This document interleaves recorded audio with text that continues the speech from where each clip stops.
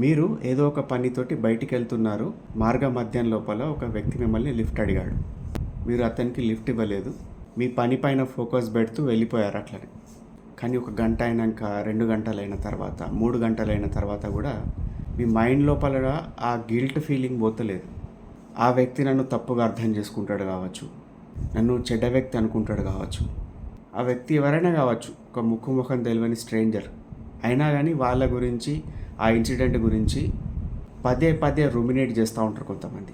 మీరు కూడా ఆ కోవకు చెందితే ఈ టిప్ మీకు పనికొస్తుంది.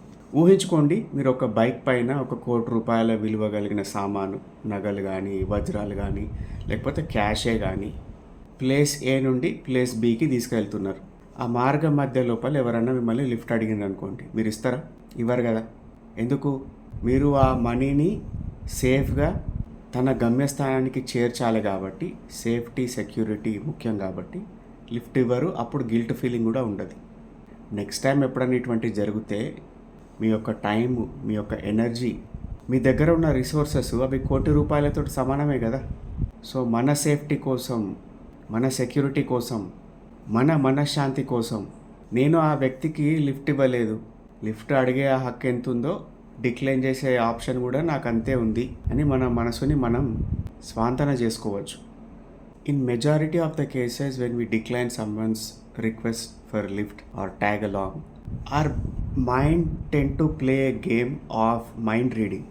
We tend to anticipate and assume what other person thinking in that scenario. And another dimension is that we tend to believe that we are responsible for some other person's happiness, even though in this circumstance he is a stranger.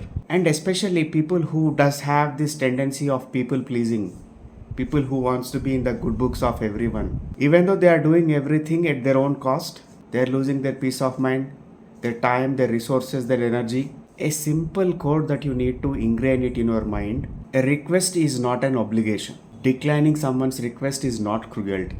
The underlying point you need to remember is kindness includes kindness towards yourself also. Kindness includes knowing your limits.